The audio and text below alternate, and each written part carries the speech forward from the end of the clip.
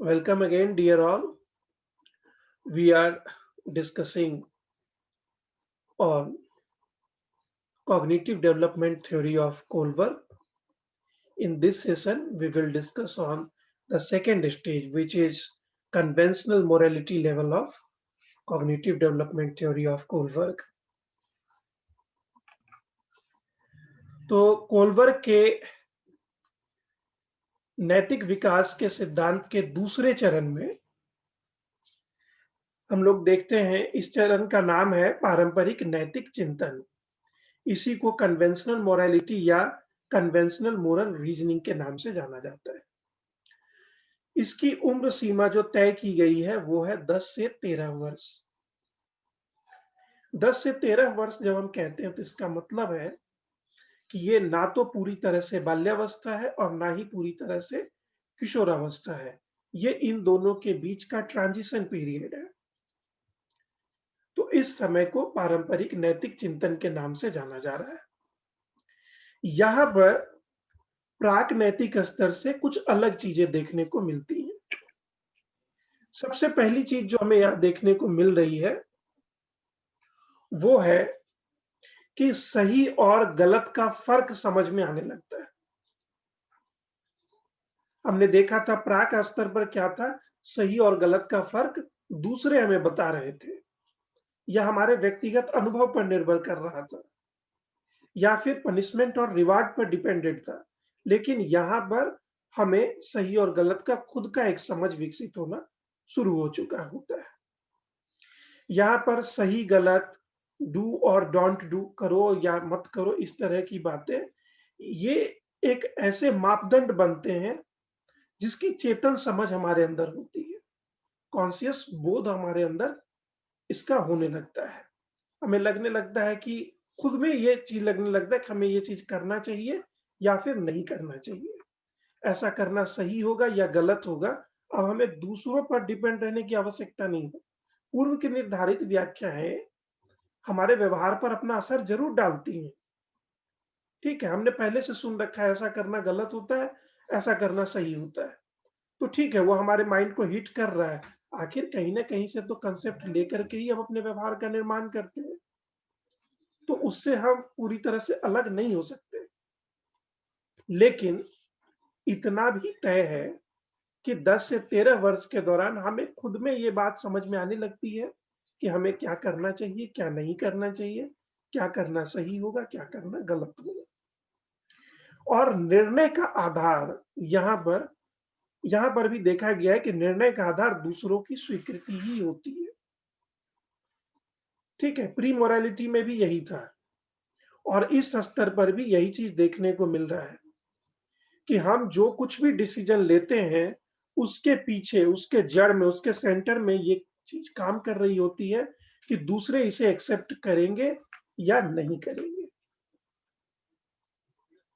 ठीक है, यानी अभी भी हम इंडिपेंडेंट होकर के डिसीजन नहीं ले रहे हैं। इसके बाद यहां पर एक अलग तरह की प्रवृत्ति पाई जा रही है। चूंकि 10 से 13 वर्ष की जो अवस्था है उसमें बालपन भी हावी है और कुछ ऐसे फैक्टर्स हैं जो हमें बड़े होने की ओर भी धकेल रहे होते हैं। कह सकते हैं ये वो दौर है जब अमूमन इंडिया की बात अगर हम करें तो यहाँ पर वो हार्मोन्स का उपद्रव शुरू हो चुका होता है 10 से 13 वर्ष की उम्र में। तो वो जो मानसिक स्टॉर्म उसके अंदर आया हुआ है उसका प्रभाव उसके व्यवहार पर भी यहाँ पर देखने को मिलने लगता है। तो जिसके वजह से दो तरह की चीजें पाई जाती है। एक तो उसको ये लगने लगता है कि जो नियम है वो एब्सोल्यूट है।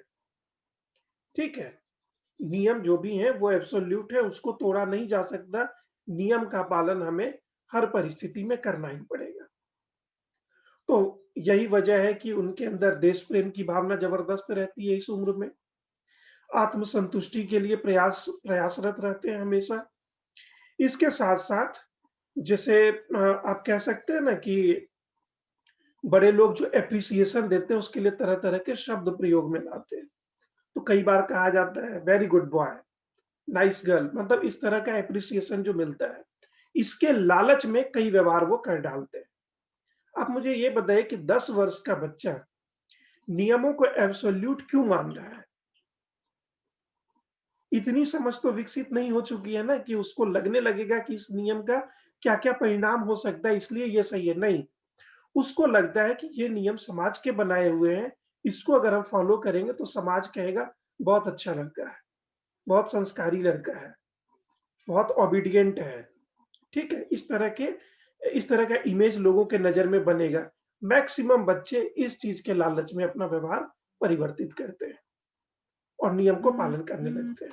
आप देख रहे हैं कि प्री मोरालिटी वाला कुछ-कुछ गुण यहाँ पर भी देखने को मिल रहा है। मैंने पहले ही बताया कि ये ट्रांज़िशन का पीरियड है। तो ऑब्वियस सी बात है कि पहले के कुछ गुण यहाँ पर मिलेंगे और आगे आने वाले जो गुण हैं, वो भी थोड़ी मात्रा में यहाँ मौजूद होंगे। पहले के लेवल में हमने देखा था कि कोई विचार प्रक्रिया नहीं होती, कोई अपनी समझ नहीं होती, ठीक है? यहाँ हम देख रहे हैं कि थोड़ी-सी अपनी समझ हो रही है, क्या करना चाहिए, नहीं करना चाहिए, कम से कम इतना डिसीज़न लेने से पहले कुछ चीज़ों को वो ध्यान में रखते हैं। लेकिन ध्यान किस चीज़ को रख रहे हैं? फिर वो प्री मॉरलिटी वाला गुण आ जा रहा है कि लोग हमें एप्रिशिएट करेंगे, ठीक है? गुड बॉय, नाइस गर्ल, इस तरह के कॉम्प्लीमेंट्स सुनने के लिए हमको मिलेंगे। तो बड़ों का आदर प्राप्त करना या फिर जो उनसे कम मिलने वाला कॉम्प्लीमेंट है, वो उनके व्यवहार को इस तरीके से रिफाइन करता है कि वो सामाजिक आदेशों का पालन करने लग जाते हैं। इसके साथ-साथ इस अवस्था में नैतिकता अच्छे कार्य करने और पारंपरिक सामाजिक आदेशों को मानने तक सीमित नहीं होती है। ये लाइन वास्तव में कोलबर्ग का कहा हुआ है। कोलबर्ग कह रहे हैं कि इस अवस्था में यानी पारंपरिक नैतिक चिंतन की अवस्था में नैतिकता अच्छे कार्य करने और पारंपरिक सामाजिक आदेशों को मानने तक सीमित रहती है। इन्हीं 2 चीज़ों के बीच में जनरली सारे के सारे गुण देखने को मिलते हैं या सारे व्यवहार बच्चों के देखने के लिए मिलते हैं यहाँ पे। यहाँ आप एक चीज़ और देखेंगे कि कभी-कभी बालकों का जो समूह है, उसकी धारणाओं को ग्रहण करके माता-पिता के धारणाओं की उपेक्षा कर दी जाती है। जैसे वो अपने फ्रेंड सर्किल में किसी चीज़ को अगर सीख करके आ रहा है, वहाँ पर किसी तरह का कांसेप्ट अगर उसके अंदर बन रहा है, तो पेरेंट्स ने जो कांसेप्ट बना रखा है, वो जिस तरीके से उसको आगे बढ़ाना चाह रहे हैं, उससे संबंधित जो उनको इंस्ट्रक्शंस दे चुके हैं, वो उन चीज़ों की अवहेलना कर देता है। अब इस पॉइंट को समझने के लिए पुराने स्कीमा को यूज़ कीजिए आप लोग। आपने देखा था कि ये वो दौर है, जिसको हम लोग अर्ली एडोलेसेंस कह रहे हैं। उस समय में पेरेंट्स के साथ बच्चों का हॉट टॉक होता है, ठीक है? दोस्त ज़्यादा इम्पोर्टेंट होते हैं, फैमिली वाले कम इम्पोर्टेंट हो जाते हैं। 10 से 13 वर्ष की अवस्था में ये चीज़ देखने को मिल रही है कि दोस्तों के बीच में रह कर के जिस तरह की अवधारणा विकसित हुई, जिस तरह का कांसेप्ट बिल्डअप हुआ, ये उसको प्रायोरिटी दे देते हैं और पेरेंट्स के बनाए हुए कांसेप्ट को वायलेट करने की कोशिश करते हैं। मतलब पेरेंट्स को ये बोलने में भी हिचक नहीं होती कि पापा आप पुराने ख़्यालात वाले हो गए, ये सब चीज़ें आउटडेटेड हो चुकी हैं। इस तरह के डायलॉग सुनने के लिए आपको मिलेंगे। मम्मी को कुछ समझ में नहीं आता है। अभी ये इतना ज़रूरी चीज़ है लेकिन मम्मी मना कर दे रही है। कोई गैजेट्स लेना हो या कुछ लेना हो, तो जनरली आप देखें कि पेरेंट्स को पीछे करने में, उनको नीचा दिखाने में ज़रा भी देर नहीं लगाएँगे। चूँकि दोस्तों के बीच में रह कर के ये बात बन चुकी है उनके अंदर ये अ, डेवलप हो चुका है कांसेप्ट कि भई ये बहुत ही ज़रूरी चीज़ है लेकिन पेरेंट्स लोग समझते नहीं है, बेवकूफ़ हैं। इस तरह की धारणा बन जाती है इस उम्र में। तो ये एडोलेसेंस में यानी आगे जो आने वाला स्तर है, उस चीज़ के व्यवहार को यहाँ रिफ्लेक्ट कर रहा है। इस समय में उनके नैतिक व्यवहार में भी विषमताएँ देखने को मिलती हैं। एक तरफ मैं ये कह रहा हूँ कि दूसरों से जो एप्रिसिएशन मिलेगा, इसके वजह से वो अपने व्यवहार को नैतिक बनाए हुए हैं। लेकिन दूसरी तरफ मैं ये भी कह रहा हूँ कि इस समय विषमता देखने को मिलती है।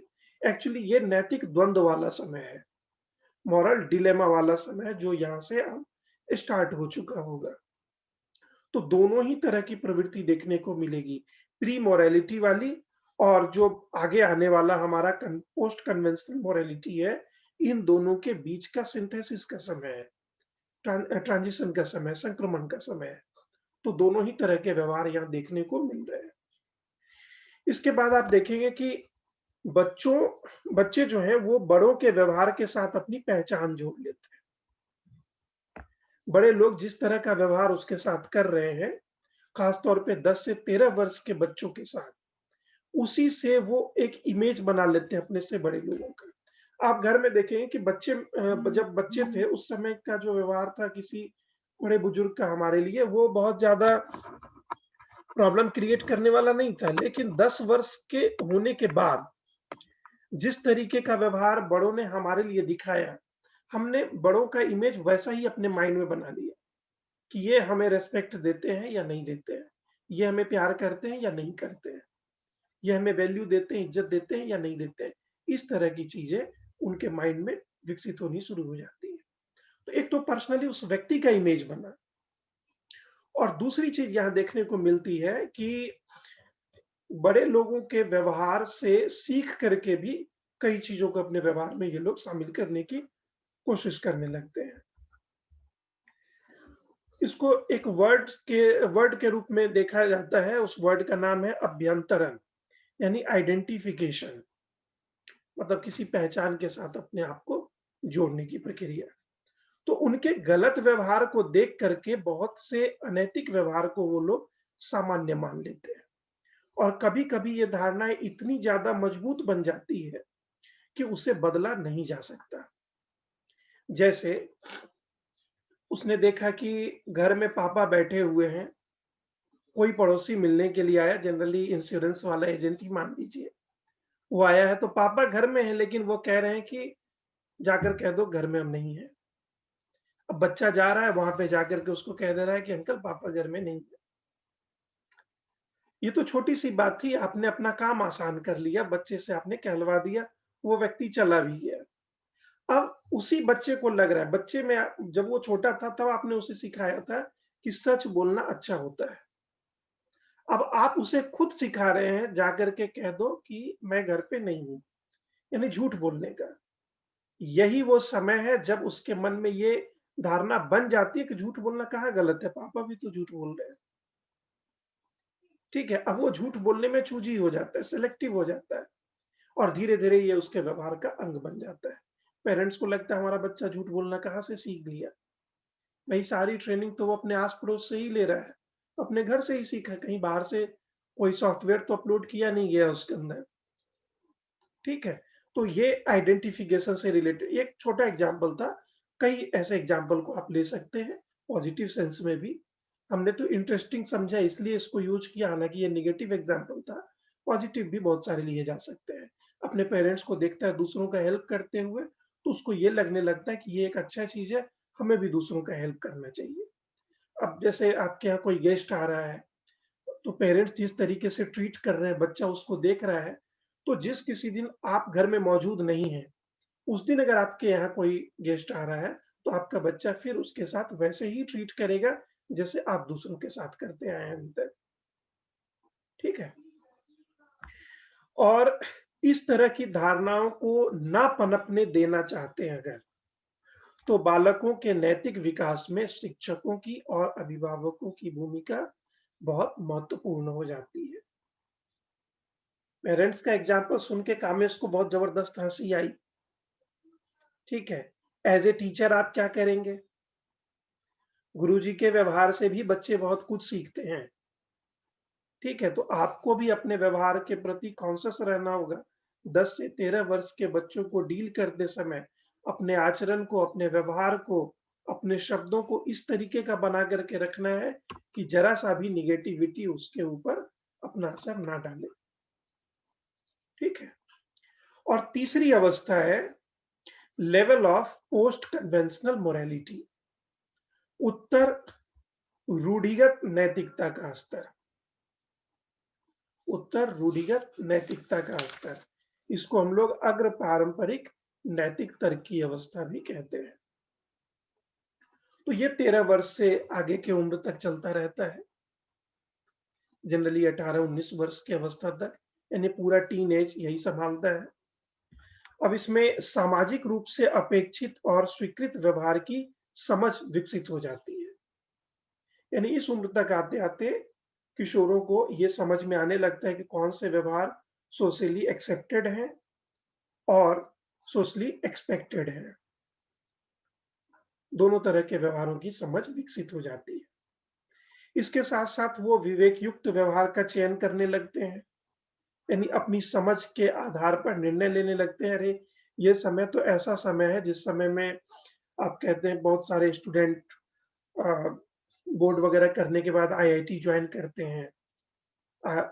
इसके साथ-साथ मेडिकल में चले जाते हैं, आर्मी में चले जाते हैं और चूँकि अपना कंट्री जो है वो गरीबी यहाँ की एक प्रमुख समस्या है, तो इस उम्र में लोग अपने घर को सँभालने लग जाते हैं। तो वो एक विवेक युक्त व्यवहार इसके अंदर विकसित हो जाता है। इसके साथ-साथ नियमों के पालन के साथ अपने अधिकारों की समझ भी होने लगती है बच्चों के अंदर। यानी नियमों का पालन हमारे लिए महत्वपूर्ण है, ये बात तो इसके अंदर आती ही है। साथ ही साथ इनको ये भी समझ में आने लगता है कि हमारे अधिकार भी इम्पोर्टेंट है। अब समझिएगा यहाँ पर एक अलग तरह का मॉरल डिलेमा डेवलप होगा। नियम भी महत्वपूर्ण है, हमारे अधिकार भी महत्वपूर्ण है। अधिकार और नियमों के बीच में अनिवार्य रूप से टकराव होगा और यही टकराव मॉरल डिलेमा को जन्म देता है। ठीक है?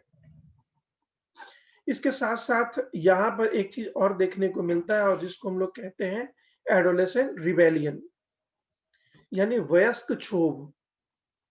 क्षोभ का मतलब डिस्टर्बेंस। ठीक है? ज्योग्राफी में आपने इस वर्ड को लास्ट टाइम सुना होगा, ट्रोपोस्फेयर, क्षोभ मंडल। ठीक है? जहाँ पर वेदर का डिस्टर्बेंस सबसे ज़्यादा होता है, उसी एरिया को, उसी स्फीयर को हम लोग ट्रोपोस्फेयर के नाम से जानते हैं, क्षोभ मंडल।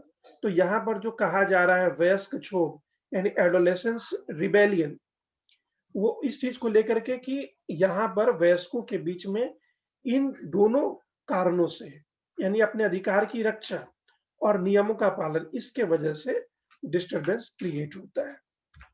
तो यहाँ पर अपने देश से देखेंगे एक खास तौर पे देखा जाता है व्यवहार कि अपने ग्रुप से जुड़ने जुड़ने की कोशिश करते हैं, इंटेंसिटी जबरदस्त होती है और पेरेंट्स रोकने का प्रयास करते हैं, क्योंकि उनको लगता है कि भाई ये जबरदस्त एनर्जेटिक फेज है, कहीं कुछ गलत ना कर बैठे, किसी मुसीबत में ना पड़ जाए। तो पेरेंट्स के आदेश को पूरी तरह से ये यहाँ पर बायकॉट कर देता है। पेरेंट्स से झगड़े भी होते हैं इस समय में, तमाम तरह के इश्यूज यहाँ पे उठ खड़े होते हैं। इसके साथ-साथ यहाँ एक चीज़ और पाया जाता है जिसको हम लोगों ने एडोलेसेंस के दौरान काफ़ी डिटेल में डिस्कस किया था और वो है सेक्सुअल इंटेंसिटी। ठीक है? तो चूँकि इस समय में रिप्रोडक्टिव ऑर्गन्स पूरी तरह से मैच्योर होने की अवस्था में होते हैं, या आप कह सकते हैं कि विकसित हो चुके होते हैं। तो ये अपने व्यवहार पर अपना प्रभाव ज़रूर दिखाता है। तो जिसके कारण क्या होता है, काम संबंधी प्रवृत्ति और व्यवहार, इन दोनों के बीच में फिर एक बार टकराव हो जाता है। अब ये टकराव काफ़ी इंटरेस्टिंग है। अलग-अलग सोसाइटी में जो सेक्सुअल इंटेंसिटी है, इसको अलग-अलग नज़रिए से देखा जाता है। बहुत सारे समाज ऐसे हैं जहाँ पर इसको ओपनली लिया जाता है, वहाँ कोई समस्या नहीं है। कुछ समाज ऐसे हैं, जैसे अपना इंडियन कल्चर की हम बात करें तो इंडियन कल्चर में कोई भी रिलीजन, कोई भी समाज इस पर खुलकर बात करने से बचना चाहता है। तो यही वजह है कि इंडियन लोगों के माइंड में आप देखेंगे इस तरह के तनाव हमेशा रहते हैं। दिमाग में कुछ और चल रहा है और सामाजिक नियम कुछ और कह रहे हैं। इन दोनों का टकराव जबरदस्त डिलेमा में इनको डालता है।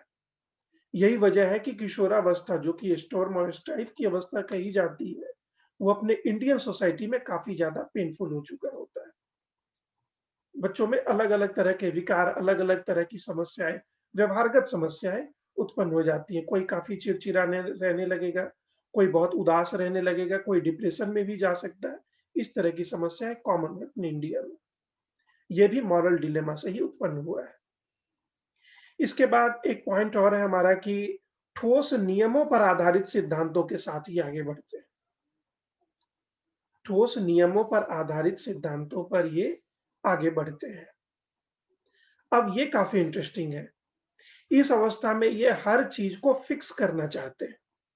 इनको लगता है कि नियम ऐसा होना चाहिए जिसमें बार-बार फेरबदल नहीं हो। अब किसी ऐसे स्कूल में इनका दाखिला हो जाए, जहाँ पर हर 15 दिन में टाइम टेबल चेंज हो जा रहा है। मैं नाम नहीं लूँगा क्योंकि ये अपलोड किया जाएगा यूट्यूब पे एज़ यू नो। तो अपने रांची में भी बहुत सारे स्कूल हैं, हमेशा वैकेंसी आती रहती है। अगर किसी ऐसे स्कूल में इनका दाखिला करा दिया जाए, जहाँ पर हर रोज़ नियम बदल जा रहा है, हर रोज़ टाइम टेबल बदल बदल जा रहा है, हर रोज़ टीचर बदल जा रहा है। अब वहाँ पर इनके संतुष्टि का स्तर कैसा होगा, आप खुद में पता कर सकते हैं। लोगों को लगेगा कि फलाने विद्यालय के स्टूडेंट इस तरीके के नहीं, आप उनके व्यवहार को समझ करके उसके अकॉर्डिंग अपना मैनेजमेंट रखते हैं, तो इनके व्यवहार पर अंकुश लगाया जा सकता है या उसको एक सही शेप दिया जा सकता है।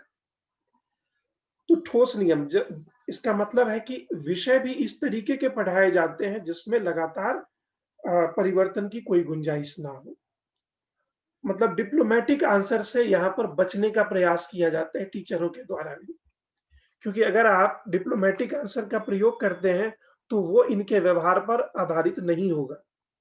तो इनके अंदर असंतुष्टि का भाव पाया जाएगा। हर लेवल पर आप इसको समझ सकते हैं। इसके बाद है दूसरों के विषय में सोचना, दूसरे की मंशा को भाँपना, ये प्रवृत्ति भी पाई जाती है। ये विलक्षण गुण है मानव का। अपना पता नहीं, लेकिन दूसरे के दिमाग में क्या चल रहा है, इस चीज़ को जानने की इच्छा ज़बरदस्त रूप से पाई जाती है। और ये प्रॉब्लम स्टार्ट होता है इसी अवस्था में। हालाँकि इसके पॉज़िटिव एस्पेक्ट्स भी हैं, जैसे दूसरों के मंशा को भाँपने की जो प्रवृत्ति है, इसके बदौलत मानवता ने काफ़ी प्रगति की है। काफ़ी पॉज़िटिव बदलाव हुए इसके वजह से।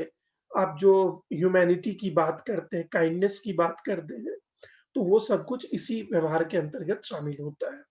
तो पॉज़िटिव, नेगेटिव दोनों चीज़ें लगी हुई हैं इसके साथ। इसके बाद किसी भी व्यवहार के पीछे नियम एवं कानून की अच्छी तरह से व्याख्या करना सीख जाते हैं। तो ये कब हो रहा है? ये पोस्ट मोरालिटी के या पोस्ट कन्वेंशनल मोरालिटी के लास्ट ईयर्स में जाकर के ऐसा हो रहा है।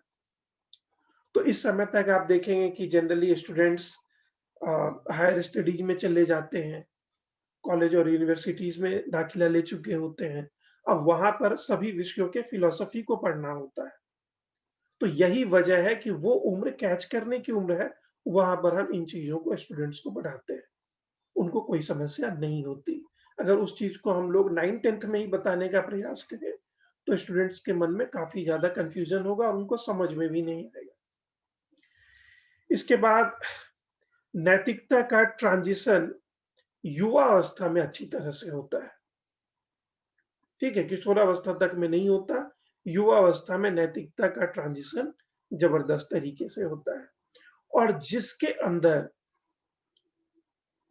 ये नैतिकता का ट्रांज़िशन नहीं हो पाता है, तो आप देखेंगे कि उनके अंदर चिंता यानी anxiety feeling of inferiority complex, depression, worries इस तरह की समस्याएँ उनके लाइफ़ में देखने को मिलती हैं।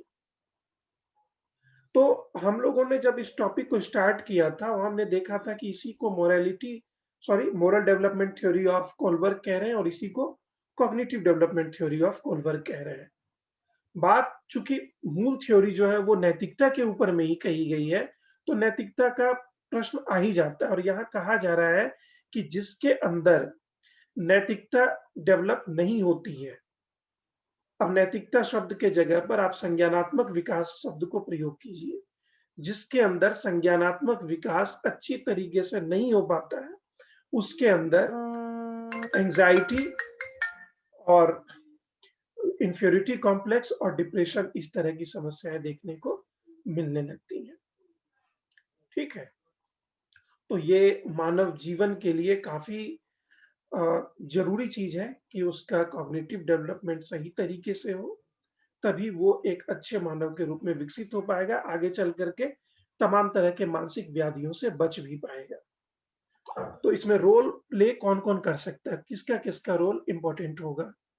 तो ऑब्वियस सी बात है कि फैमिली का, पेरेंट्स का, टीचर का, सोसाइटी का और इसके साथ-साथ उसके फ्रेंड सर्कल का। इन सभी का काफ़ी इम्पोर्टेंट रोल होता है किसी भी व्यक्ति के मोरल डेवलपमेंट में या कॉग्निटिव डेवलपमेंट में। ये कहना है कोलबर्ग महोदय का। अब पूरे सिद्धांत को सम अप करते हुए हम लोग देखते हैं 2 लाइन में कि जितने भी तरह की समस्याएँ आ रही थी, वो लास्ट फेज में आ रही हैं, ठीक है? और इन सब के जड़ में एक ही समस्या है कि नियम कुछ और कह रहा है और इनके अंदर कुछ और चल रहा है, यानी मॉरल डिलेमा। चाहे वो सेक्सुअल इंटेंसिटी को लेकर के इनके अंदर मॉरल डिलेमा उत्पन्न हो रहा हो, चाहे जो एडोलेसेंट डिस्टर्बेंस वाला प्रॉब्लम हो रहा हो, या इसके साथ-साथ आप देखेंगे कि अलग-अलग विषयों में ये चाहते हैं कि एक ऐसा सिद्धांत हमें पढ़ाया जाए या बताया जाए, जो चेंज नहीं होता हो बार-बार। और आप जानते हैं कि ये पूरा का पूरा नेचर ही परिवर्तन पर आधारित है, तो परिवर्तन तो होना स्वाभाविक है। इस परिवर्तन को वो एक्सेप्ट नहीं कर रहे हैं, तो वहाँ पर द्वंद की स्थिति होगी, यही मॉरल डिलेमा है। यानी पूरा का पूरा जो नैतिक विकास का सिद्धांत है कोलबर्ग का, वो इसी सिद्धांत पर आधारित है कि किसी भी वजह से द्वंद उत्पन्न होता है और यही द्वंद इम्पोर्टेंट है। रिजल्ट इम्पोर्टेंट नहीं है कि उस द्वंद का परिणाम क्या हुआ, ये इम्पोर्टेंट नहीं, ये प्रोसेस इम्पोर्टेंट है और यही प्रोसेस उसके माइंड को डेवलप करते-करते एक पूर्ण विकसित या पूर्ण संज्ञानात्मक रूप से विकसित मानव के रूप में किसी बालक को कन्वर्ट कर देता है। ठीक है? इसमें भी एक्चुअली बताया गया है कि 2 तरह की अवस्थाएँ पाई जाती हैं। इसमें पहली अवस्था है सोशल कॉन्ट्रैक्ट ओरिएंटेशन, यानी सामाजिक अनुबंध उन्मुखता, और दूसरी अवस्था है universal ethical principle orientation. Universal ethical principle orientation, पहला सोशल कॉन्टैक्ट ओरिएंटेशन और दूसरा यूनिवर्सल एथिकल प्रिंसिपल ओरिएंटेशन। पहली अवस्था यानी सामाजिक अनुबंध उन्मुखता, और दूसरा सार्वत्रिक नीतिपरक सिद्धांत उन्मुखता। सार्वत्रिक नीतिपरक सिद्धांत उन्मुखता। तो जो सोशल कॉन्टैक्ट ओरिएंटेशन है, इसमें बहुसंख्य इच्छा की भावना का सम्मान करना, इस तरह का गुण पाया जाता है, और दूसरी अवस्था में आत्मनिंदा से बचने की अभिप्रेरणा इनके अंदर होती है। यानी वो अपनी नज़र में कम से कम नहीं गिरना चाहते हैं, ठीक है? अपने आंतरिक मानकों के अनुसार ये व्यवहार करने लगते हैं, और ये सारे के सारे पक्ष मिल करके उसके संज्ञानात्मक क्षमताओं को काफ़ी ज़्यादा विकसित कर देते हैं।